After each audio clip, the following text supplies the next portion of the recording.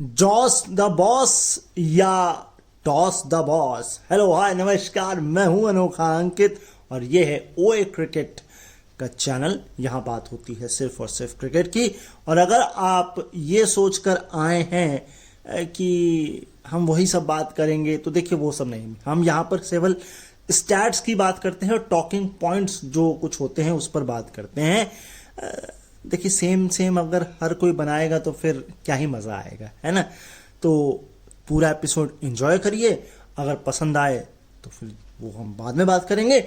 लेकिन सबसे पहले बात ये करते हैं कि Jos the boss, Jos Buttler के अलावा मुझे नहीं लगता किसी को पिच पढ़ने में भी आई। पढ़ ही नहीं पाए। नहीं, इंग्लैंड की बात हो रही है खासकर। इंडिया वालों को तो पढ़ने की भी जरूरत नहीं, अपने घर में खेल रहे हैं। शुरू में बॉल हरकत कर रही थी, उसके बाद पाटा ऐसा लग रहा था पिच हो गई। और सेकंड इनिंग में तो आपको पता था ड्यू पहले से ही थी, तो वो एक्स्ट्रा ड्यू भी थी, तो स्पिनर को तो कुछ होना नहीं था। लेकिन पिच रिपोर्ट में जो बोला गया कि स्पिनर को बिल्कुल मदद नहीं मिलेगी, मेरे भाई साहब ये फिर वरुण चक्रवर्ती 3 विकेट कैसे ले गए हैं। तो खैर इस ग्राउंड की अगर मैं बात करूं तो डायमेंशन जो थे स्ट्रेट वो 74 थे, लेफ्ट राइट आप कुछ भी मान लें 66 और 59 के आसपास था। तो कुल मिलाकर के स्ट्रेट मानना थोड़ा मुश्किल था। 74 वैसे मुश्किल क्या ही था, क्योंकि इंडिया की जो पावर हिटिंग है वो मुझे ऐसा लगता है 90 तक तो आराम से जा सकती है। हाँ, उसके ऊपर थोड़ा एफर्ट मारना पड़ेगा। अब रिंकू सिंह के लिए तो फेमिलियर है। वैसे फेमिलियर तो हर किसी के लिए है, क्योंकि आईपीएल में कम से कम 7 मैच तो खेल ही लेते हैं। एक अगर बात करें अब तो मेरे ख्याल से 10 हो जाएंगे, 9 तो हो ही जाएंगे एटलीस्ट। मगर खैर अब जो भी है, कुल मिलाकर अगर बात करूं तो पिछले 2 सालों में, बल्कि पिछले 2 सालों में एवरेज जो 6 है पर इनिंग वो 10 है इस ग्राउंड पर, 10। अब भाई, और ग्राउंड की मैं बात करूं तो जो लास्ट सीजन गया था आईपीएल का, उसमें 8 बार इस ग्राउंड पे 200 से ज्यादा रन बने थे। लेकिन इंग्लैंड की बैटिंग देखकर, नहीं बटलर की बैटिंग देखकर लग रहा था हाँ बन सकते हैं। बाकी की बैटिंग पता नहीं कौन सी दूसरी पिच पे या कौन सा दूसरा मैच चल रहा था। इंडिया वाले अभिषेक शर्मा फिर वही लग रहा था कि यार इस पिच पे तो 200 बनने चाहिए। आईपीएल को अगर साइड एक मैच है, इसमें मैच हुआ था शायद कोलकाता और पंजाब का मैच था, और 261 पंजाब ने चेज कर लिए थे, इसी ग्राउंड पर थे। पिछली बार जॉस बटलर ने राजस्थान की तरफ से खेलते हुए इस ग्राउंड पर सेंचुरी भी मारी थी। एंड अगर मैं इंटरनेशनल की बात करूं तो यहां पर वर्ल्ड कप के बाद, अब कौन सा वाला वर्ल्ड कप ये बताना भूल गए, मुझे लग रहा है इसी जो लास्ट वाला जो हुआ है उसकी बात हो रही है। 7 बार इंडिया 200 से ज्यादा इस ग्राउंड पर बना चुका है, 7 बार। हद ही होती है यार। अच्छा, कलेक्टिव अगर मैं स्ट्राइक रेट की बात करूं इस ग्राउंड पर तो वो है इंडिया का 158.28, और ये जो है ये सेकंड हाईएस्ट है। फर्स्ट किसका नहीं पता भाई, क्योंकि फर्स्ट बताया ही नहीं गया। सेकंड पे है इंग्लैंड 151.66। भाई इस 151 में भी अकेले जॉस बटलर का कितना है, क्योंकि उसके अलावा तो कोई चला ही नहीं। हाँ, वो अलग बात है, अगर फिलिप सॉल्ट चल जाते, डकेट चल जाते, लिविंगस्टन चल जाते तो क्या पता स्कोर 250 भी होता। लेकिन की फर्क पैदा है, 12 ओवर 84 स्कोर पूरा कर लेता तो फिर तुसी 250 भी बना लेंदे तो वो भी 80 चेज कर लेंदे। नहीं समझ आए पंजाबी? कहने का मतलब यह अगर 250 भी बन जाते तो वो भी चेज हो जाते जिस हिसाब से 12 ओवर में रन बनाए गए। खैर, झूलन गोस्वामी ने बेल बजाई। हाँ हाँ हाँ हाँ, ये रिवाज है कोलकाता का कि बेल बजाई जाती है, और झूलन गोस्वामी लेजेंड। वैसे लेजेंड्स खेल रहे हैं ना, रणजी ट्रॉफी शुरू हो चुका है भाई, देख लो, आ रही है। हाँ, सुनने को नहीं मिलेगी, देखने को जरूर मिल जाएगी। देख लो देख लो देख लो, जियो पे आ रही है, देख लो। आगे नेक्स्ट स्टार्ट। तो भाई 2 विकेट निकालते ही अर्शदीप सिंह ने अपने आप को इंडिया की तरफ से T20 में हाईएस्ट विकेट टेकर बॉलर बना लिया है। T20 में स्टैट जान लीजिए नीचे से। 110 मैच में 89 विकेट हैं किसके, हमारे हार्दिक पांड्या भाई साहब के। विकेट मिला है शायद ना इनको, हाँ खैर, तो इनके भी 90 हो गए हैं। इन्होंने पिछाड़ दिया है किसको, जसप्रीत बुमराह को 70 मैचेस में। इनके 110 थे, जसप्रीत बुमराह 70। इसके ऊपर है 87 मैचेस में 90 विकेट, और ये है मोहम्मद शमी, हाँ मोहम्मद शमी। इसके ऊपर 80 मैच में 96, और ये अभी हाईएस्ट था चहल भाई साहब। अब भाई साहब हाईएस्ट विकेट लेने के बावजूद भी इनको नहीं खिलाते, तो क्या अब अर्शदीप को खिलाना बंद कर देंगे क्या? 61 मैचेस में 97 विकेट हो चुके हैं, यानी अगले मैच में 100 विकेट हो जाएंगे। लेकिन शमी नहीं थे भाई साहब, वो भुवनेश्वर कुमार थे, 87 मैच में 90। हो जाता है। वो शमी खेले नहीं ना, तो दिमाग में चल रहा था कि खेले क्यों नहीं, अभी फिट हुए हैं कि नहीं, तो ऑब्सेशन हो चुका है शमी का, इसलिए भुवनेश्वर है। नेक्स्ट लिविंगस्टोन की बात कर लेते हैं। लियम लिविंगस्टोन, इनका इंडिया के खिलाफ नहीं, स्पिन के खिलाफ T20 में आंकड़ा क्या कहता है ये जान लीजिए।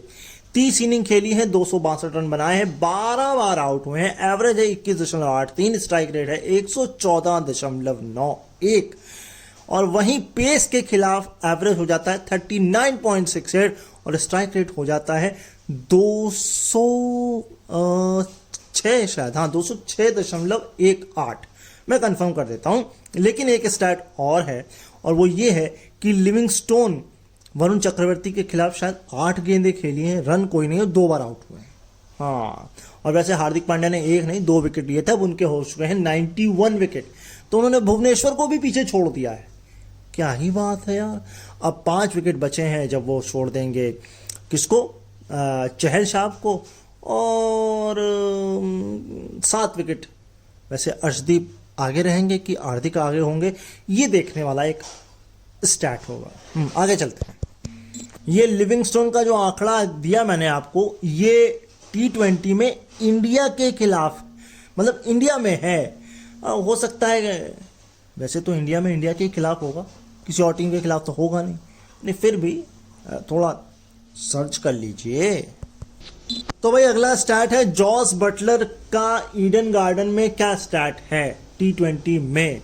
तो 36 रन 22 गेंद, 41 रन 22 गेंद, 39 रन 22 गेंद, मतलब क्या, मतलब 22 गेंद में मतलब कोई टोटका है, रिची बेनॉट की आत्मा आ जाती है क्या? वैसे तो वो 222 था, फिर भी उसके बाद कहीं जाकर है 89 रन, हाँ जी 56 कुछ गेंदे हैं, हाँ। फिर है अंडा 3 गेंद, अच्छा 89 के बाद अंडा, 8 में से 9 जाएगा, क्या बचेगा, 1 बचेगा। अरे कुछ भी बोल रहा हूँ ना, क्या छोड़ो यार। उसके बाद 107 नॉट आउट 60 गेंद में, और ये मेरे ख्याल से ये जो राजस्थान के खिलाफ था, राजस्थान की तरफ से था, ये वो वाला स्कोर है। तो यानी ये ओवरऑल आपका आंकड़ा है, ये केवल इंटरनेशनल नहीं है। और अब बनाए हैं 68 रन 44 बॉल्स में। और मैं आपको बता दूं, ये 5वें हाईएस्ट थे T20 में। जब शुरुआत हुई थी इंडिया के खिलाफ T20 में रनों के मामले में 498 थे। 68 जोड़ोगे तो कितने बनते हैं बेटा, 566। मैं आपको पूरी लिस्ट दूंगा कि कितने नंबर पर पहुंच गए हैं। नंबर 1 पर निकलस पूरन है, वो पीछे हो जाएंगे अगले मैच में, 592 हैं। बाकी कौन कौन है वो मैं आपको बता दूंगा। अच्छा, इसी बीच मुझे एक टॉकिंग पॉइंट याद आ गया। एक तो मैंने आपको बता दिया ऑलरेडी, आपने ध्यान दिया कि जिस तरह से चहल को बिल्कुल दूध में से मक्खी की तरह निकाल दिया, जबकि उनके सबसे हाईएस्ट विकेट थे। आकाशदीप के साथ ये होगा, अर्शदीप, आकाशदीप, जो भी सिंह भाई साहब के साथ मुझे नहीं लगता, क्योंकि प्रॉब्लम ये थी चहल के साथ कि वो फील्डिंग नहीं उनकी ठीक थी, और रन काफ़ी ज़्यादा लुटा देते थे वो, और वो थे स्पिनर। ये है फास्टर्स की वैसे ही कमी है। स्पिनर तो हम फिर भी प्रोड्यूस कर ही लेते हैं। दूसरा टॉकिंग पॉइंट ये कि आपको याद होगा शायद बैथल के खिलाफ कि ब्रुक के खिलाफ, जहां तक मुझे लग रहा है बैथल के खिलाफ स्टंपिंग की जो है अपील हुई थी। लेकिन लोग क्या करते हैं, ये टॉकिंग पॉइंट है एक, स्टंपिंग के चक्कर में ना वो कैच आउट की भी अपील करने लग जाते हैं। उनको लगता है अच्छा ये प्रोसेस में क्या पता ये भी हो। तो अंपायर बड़े चालाक थे, उन्होंने कहा देखिए आपने स्टंपिंग की बोली तो हम स्टंपिंग को ही चेक करेंगे, हम जो है वो कैच आउट नहीं चेक करेंगे। और बड़ी तेजी में उन्होंने, मतलब इतनी जल्दी थी उनको, उन्होंने निपटा भी दिया। और बहुत सारे एंगल भी नहीं यूज किए। तो कहने का ये है टॉकिंग पॉइंट मेरा कि चलिए ठीक है आप ओवर स्मार्ट बन रहे हो, आप केवल स्टंप चेक करोगे, कैच आउट चेक नहीं करोगे, लेकिन कम से कम आप एंगल तो सारे यूज कर लो। इतने सारे कैमरा हैं तो मतलब वो कैसे ब्रॉडकास्टिंग के लिए है या खिलाड़ियों की फोटो लेने के लिए या दर्शकों के चेहरे दिखाने के लिए।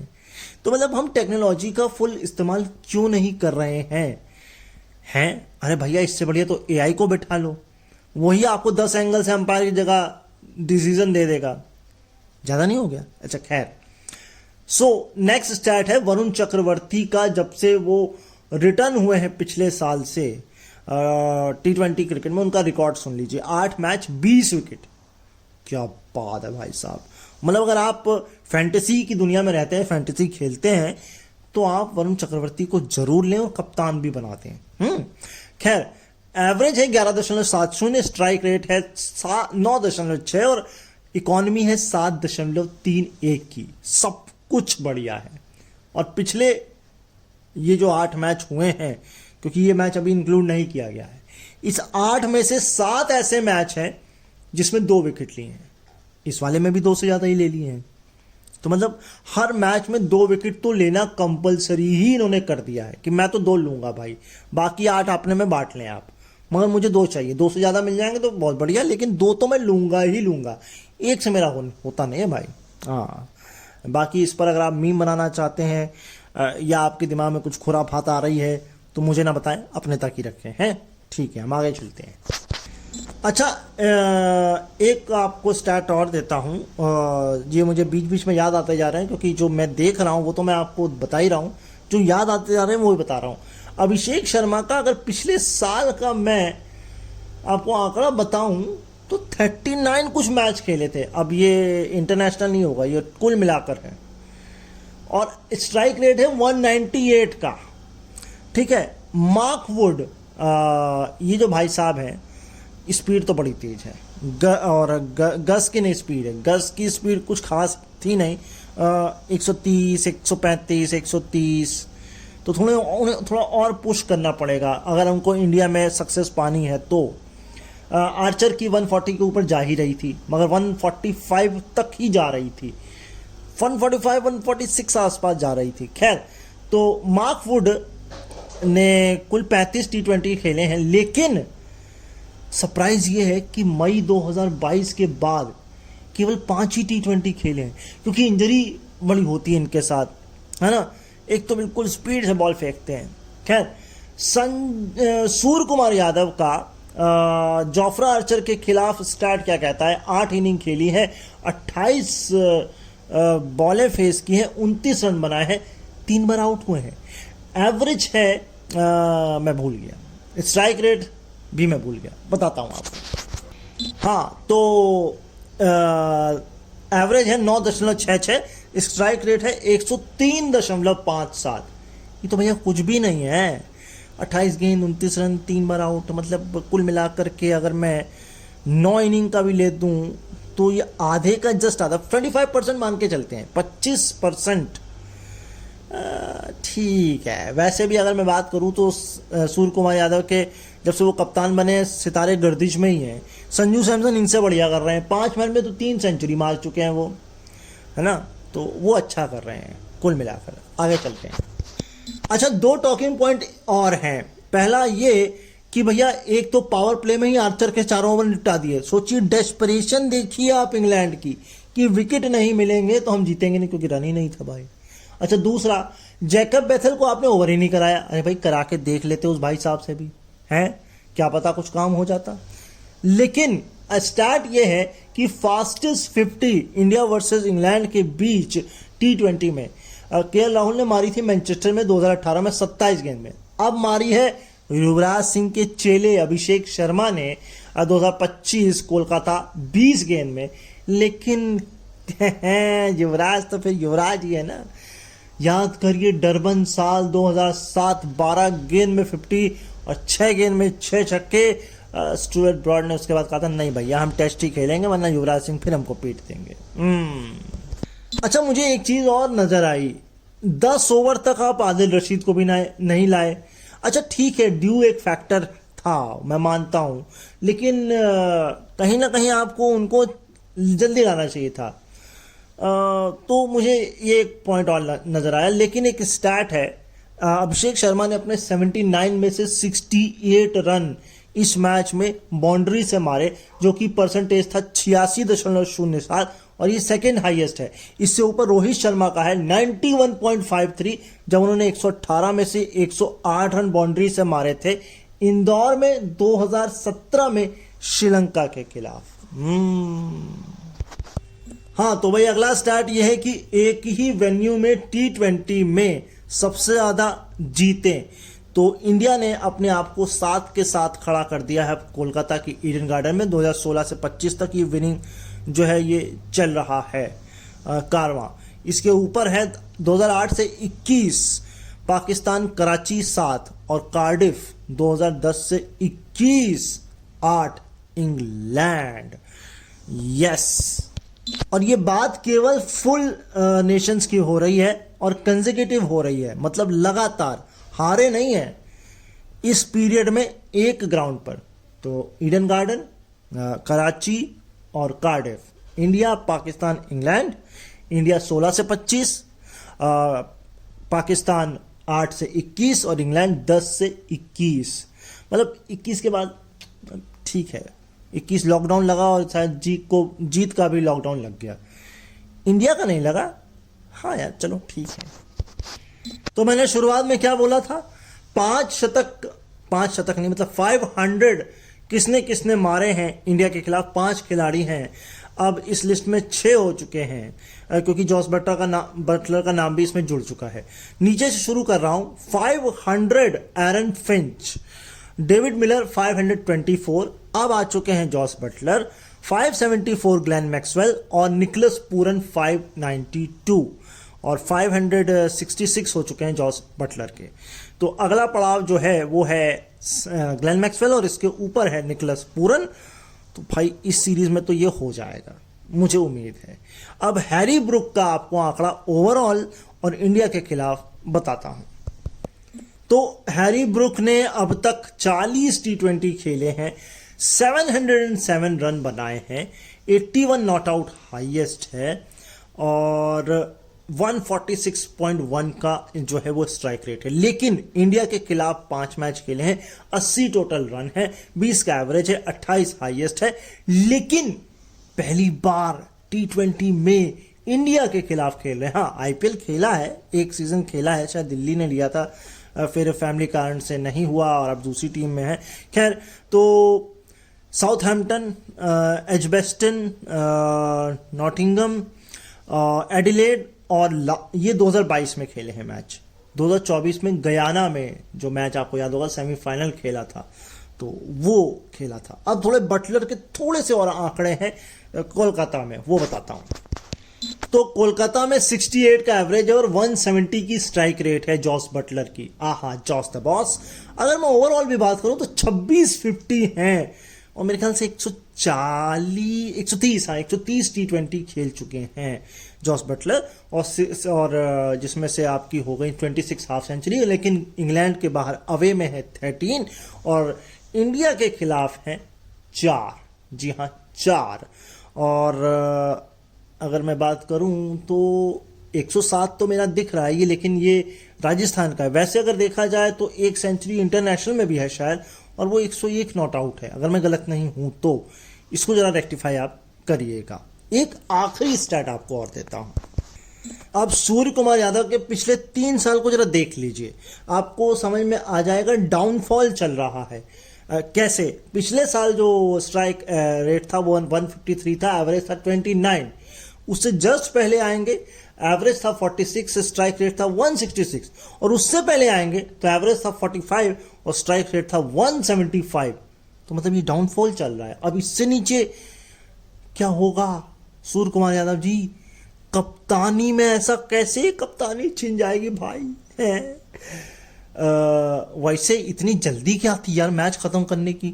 मतलब वो जो रूल आया है बीसीसीआई का कि अलग से गाड़ी नहीं मिलेगी, तो हो सकता है अरे यार गर्लफ्रेंड से कैसे बताएंगे जल्दी मैच खत्म होगा, होटल में जाके बताएंगे क्योंकि अलग से गाड़ी तो मिलने वाली नहीं रही, फेस टाइम नहीं कर पाएंगे। खैर jokes apart, on a serious note ये अच्छा है। एक साथ टीम में जाएंगे, अलग अलग गाड़ियां नहीं होंगी, थोड़ा मस्ती मजाक होगा। वैसे मैं आकाश चोपड़ा को भी सुन रहा था, उन्होंने कहा था कि जब आप बस में घुसा करते थे तो भाई सीट फिक्स होती थी, ये राहुल द्रविड़ भैया की सीट है, ये कुंबले सर की सीट है, और घुसते ही पहली सीट में आप राइट में देखते थे सचिन तेंदुलकर जी बैठे हैं। तो वो टीम बस का अलग ही माहौल होता है। अब क्या ही फायदा आप अपनी अपनी गाड़ी में जा रहे हो, लेकिन मेरी गाड़ी यहीं पर रुक जाएगी, मुझे फिर आएंगे, हम लौट के आएंगे। फिलहाल चैनल पर नए हैं तो सब्सक्राइब करके जाइएगा। काम पसंद आ रहा हो तो लाइक कमेंट शेयर जरूर करिएगा। अपना ख्याल रखिएगा, मुझे अपने दिलों में याद रखिएगा। अगर आपको OTT पसंद है तो एक द वॉइस स्टूडियो नाम का यूट्यूब चैनल है, मैंने इस पर अभी कल ही परसों में एक वहाँ भी ऑडियो दिया है, उसको भी आप एंजॉय कर सकते हैं। अपना ख्याल रखिए, फिर मिलते हैं क्रिकेट की खबरों के साथ, स्टार्ट के साथ, है ना। तो तब तक के लिए नमस्कार और बाय बाय।